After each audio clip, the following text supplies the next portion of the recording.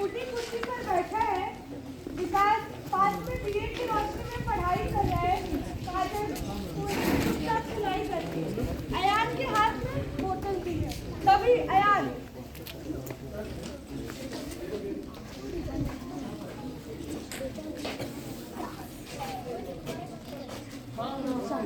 काजल कहाँ है तेरा नालायक बेटा? क्या विकास? जी पापा। क्या कर रहा है? पापा मैं पढ़ाई कर रहा था। क्या दिन भर पढ़ाई करते रहता है? जाके टमाटर में काम करो और मेरे लिए देसी दारू लेकर जाओ। पापा मैं पढ़ना चाहता हूँ। पढ़ाई से हम लोग को उज्जवल बनता है। क्या उज्जवल बनता है पढ़ाई से? मेरा क्या बन गया उज्जवल? विकास के पापा इतने कठोर मत बनिए, बच्चे को पढ़ने दीजिए। तू चुप कर, तू ही घर को सारा बिगाड़ी है। पीते तुम हो, बिगाड़ हम रहे हैं। अगर तू ये कल से काम नहीं करने के लिए जाएगा ना तो तू कल से काम करने के लिए चलेगी। अभी तू चल। मेरी जिंदगी खराब कर दिए हो, बच्चे का भी करोगे क्या? पापा छोड़ दिए मम्मी को, कल से काम करने हम जाएंगे। ठीक है बेटा, कल से तू काम करने के लिए जाएगा और मेरे लिए देसी दारू लेकर के आएगा। विकास के सपने पिता की मांग और परिवार की आर्थिक कठिनाइयों के बीच दबने लगे। अगले दिन विकास स्कूल के पास अपने दोस्त अंशु, आयुष, आदित्य, खुशी से मिलता है। तभी अरे विकास, तू अभी भी विद्वान बनने का नाटक कर रहा है। पढ़ाई लिखाई करके किसी का कुछ हुआ है भाई? हमें देख, हम कमा रहे हैं, हमारे साथ चल, नहीं तो हम सब पैसे कमाएंगे और तू किताबों पर सर पटकता रह जाएगा।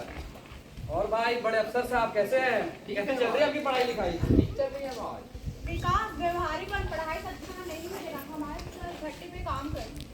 विकास ये सब सही बोल रहे, स्कूल मुश्किल है, जिनके हमारा साथ नहीं। हाँ तुम सब सही कहते हो, हमारे पास और कोई दूसरा विकल्प नहीं है। ईटा भट्टा में काम करने का अलावा। दोस्तों की बातों ने विकास को झकझोर के रख दिया। उसके सपनों की उम्मीद खत्म होने लगी और कड़वी चर्चा ने उसे अपने चपेट में ले लिया। अगले दिन विकास अपने दोस्तों के साथ ईंट भट्टे पे पहुंचता है, जहां रौनक ठेकेदार मजदूरों पर निगरानी रख रहा होता है। तभी रौनक आ गया लड़के। हाँ मालिक आ गए। जितना तुम्हारी औकात है उतना ही कर। जी मालिक। कुछ हफ्ते बीत जाते हैं। विकास जी जान से मेहनत करता है, पर उसे वादे से कम पैसे मिलते हैं। मालिक ये तो कम पैसे हैं, आपने जितना वादा किया था। इतना ही पैसा मिलेगा, लेना है तो ले वरना निकल। विकास पैसे लेकर घर पहुंचता है। तभी विकास के पिता पैसा लेकर के आ गया विकास? जी पापा पैसा मिल गया है आज। लाओ, कितना मिला देखे, जाके दारू पी के। विकास खुद को मजबूर और असहाय महसूस करता है। विकास कई अन्य बच्चों की तरह शोषण का शिकार हो गया, जिन्हें यह नहीं पता था कि कानून उन्हें कैसे बचा सकता है। अगली शाम विकास अपने दोस्तों के साथ एक नजदीकी वकील के पास पहुंचता है। तभी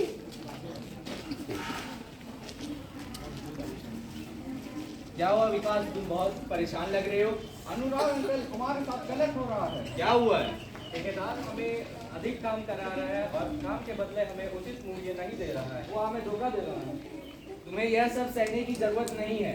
अनुच्छेद के संविधान के अनुच्छेद 39 के तहत बच्चों को आर्थिक शोषण से बचने की व्यवस्था है। लेकिन कैसे? सरकार ने सभी बच्चों को मुफ्त शिक्षा का अधिकार दिया है आरटीआई अधिनियम के तहत, और किशोरों को कौशल विकास कार्यक्रम के तहत अनेक योजनाएं बनाए हैं। चलो मैं तुम्हें इन सब का लाभ दिलवाता हूँ। तुम्हें उनकी चिंता करने की जरूरत नहीं है, मैं तुम्हारी मदद करूंगा। अनुराग विकास को सरकार द्वारा प्रदान की जाने वाली एक छात्रवृत्ति के लिए आवेदन करने में मदद करता है और उसे एक परिष्कृत कार्यक्रम में दाखिला दिलाता है। विकास अब सरकारी क्षेत्र में दाखिल हो गया, जहां उसे मुफ्त शैक्षिक सामग्री, स्कूल ड्रेस और भोजन मिलता है। तभी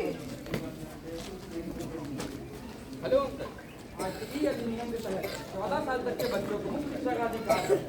सरकार किशोरों को छात्रवृत्ति, छात्रावास सुविधाएं और कौशल विकास पाठ्यक्रम प्रदान करती है। इसका मतलब मैं पढ़ाई कर सकता हूँ बिना परिवार में बोझ बने और अपना उज्जवल भविष्य बना सकता हूँ। बिल्कुल, सरकार इस बात का ध्यान रखती है कि हर छोटे बच्चे और किशोरों को मुफ्त शिक्षा का अवसर मिले और उन्हें आगे बढ़ने का भविष्य अच्छा हो उनका। अनुराग विकास को उनके माता पिता के साथ एक स्थानीय श्रम अदालत में ले जाता है, जहां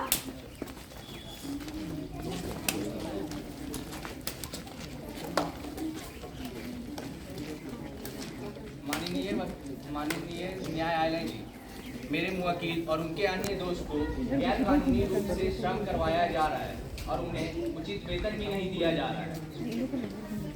उन्होंने खुद काम के लिए सहमति दी थी। सहमति देने का यह अर्थ नहीं होता है कि गैर कानूनी काम उचित हो जाएगा। ये तो बिल्कुल गलत किया जा रहा है विकास के साथ। मेरा फैसला विकास की ओर जाता है और विकास को उचित मुआवजा देने का और अभी से आज से नाबालिगों को काम पर नहीं रखने का आदेश देता हूँ।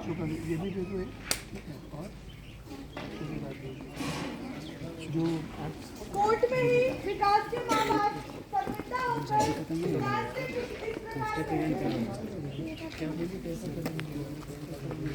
मुझे माफ कर दो बेटा, मुझे नहीं पता था कि फ्री शिक्षा मिलता है, मुझे नहीं पता था, मुझे माफ कर दो। हम दारू की वजह से, गरीबी की वजह से हम तुमको पढ़ा नहीं पा रहे, आज हम दारू को भी छोड़ते हैं और तेरा जिंदगी संवारते बेटा। प्लीज मुझे माफ कर दो बेटा, माफ कर दो। चलो बेटा घर चलते, चलो।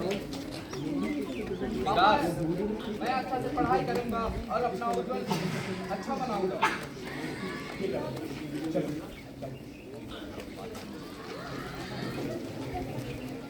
अनुराग के साथ घर लौटते हुए विकास के दिल में नई उम्मीदें हैं।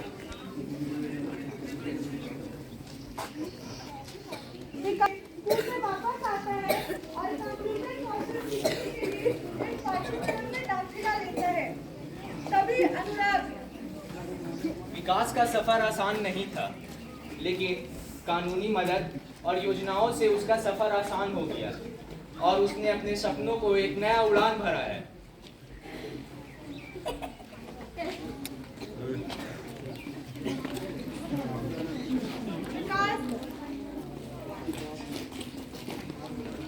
विकास अपनी नोटबुक में लिखता है, शिक्षा ही स्वतंत्रता है। जैसा कि आप